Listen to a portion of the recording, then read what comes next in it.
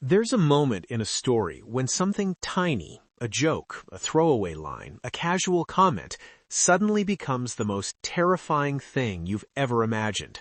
For Carol, in Pluribus, that moment has been quietly sitting in a freezer for years, because somewhere, deep inside a sterile lab, lie her frozen eggs. A past choice, meant for hope, a frozen promise of a future, and the Hive knows about them. But here's the question that keeps twisting itself inside your chest. Can a choice she made decades ago, frozen in ice, be used to bend her will today? Can the Hive turn her very DNA against her without touching a single living cell in her body? The answer is terrifying.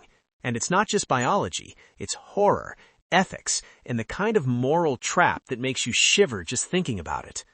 We're about to break it all down. The rules the Hive follows, the loopholes in their system, the biology that might work or fail, and what it could mean for Carol's fate in this story. The rules of the Hive. By the time Carol faces the Hive, the system is clear. The Hive is meticulous. They do not kill. They do not harm the living. Not people, not animals, not plants. They won't even pick a fresh apple from a tree, but if it falls, ripe and ready, they can take it. That's the metaphor, the philosophy, the moral code they cling to. Darkly clever? Absolutely. Horrifying in practice? Even more so. Because when Carol discovers the Hive's processing plant and John Cena explains HDP, human-derived protein, the philosophy turns brutal. The Hive isn't breaking the rules when they grind up the bodies of the dead. No, they're using fallen apples, leftovers, already dead. Ethical, technically. Morally, that's up for debate. It's a neat trick, a loophole wrapped in horror, and it's exactly the kind of thinking that would allow them to exploit something frozen, something off the tree. The bone marrow rule in Carol's refusal. Then comes the real kicker. Carol learns the truth. To infect her, an immune human, the Hive doesn't just need proximity, they need stem cells. Bone marrow stem cells. Personal, living tissue, drawn with her consent. Without that, their virus can't touch her. Carol says no, loudly, clearly, and for a moment it feels like victory. She's won a tiny sliver of agency in a world designed to steal every choice. But that's when the past sneaks back in. The Ice Hotel detail, a loaded throwaway line. Episode 3, Norway flashback. Carol jokes about freezing her eggs in a hotel so expensive it could have bought a small house. A line so casual it might have gone unnoticed. Except it wasn't. Fans immediately realized. Frozen eggs. Paid for, stored, untouched by the Hive, but within their reach. It's the perfect setup. Carol's past choice, made for love, for hope, for control, sitting quietly as a loophole. The Hive cannot take bone marrow, that was promised, but frozen eggs, already removed from her body, already off the tree. Fair game.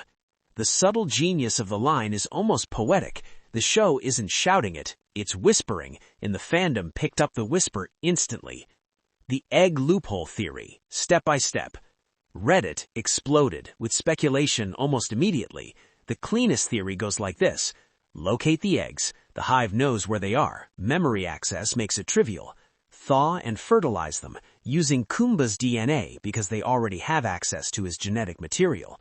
Grow a partial embryo, not for birth, but just far enough to harvest pluripotent stem cells. Design the virus. Now, with stem cells derived from the embryo, the Hive can create a strain targeting Carol's immune system. From the Hive's perspective, they never broke their promise. They didn't touch her body. They didn't violate her consent. By turning a frozen egg into a tool, they've obeyed their own strict rules, in the darkest possible way. It's legalistic, horrifying, and storytelling gold. Science pushback and fan reactions. Of course, scientists and biology fans weighed in. Reality check, an unfertilized egg is haploid. It only contains half of Carol's DNA. Bone marrow stem cells, shaped by decades of life, fully interacting with her immune system. Eggs alone aren't enough. Workarounds exist in theory. Fertilization, advanced biotech, reprogramming adult cells into pluripotent stem cells, not instant, not easy, but possible in sci-fi horror logic. From a strict biological standpoint, the Hive would need extra steps, but the show doesn't have to explain the mechanics. Emotional truth matters more than lab accuracy. From a story standpoint, it's perfect. A personal choice meant to protect a future becomes a vulnerability, a frozen promise transformed into a weapon. Thematic impact, consent, control, and the Hive. This isn't just about eggs or viruses. It's about control. Carol tried to secure a piece of her life, a decision she made with care, with love. The Hive's ability to exploit that choice, that's the horror. It raises a question the show has been asking all season.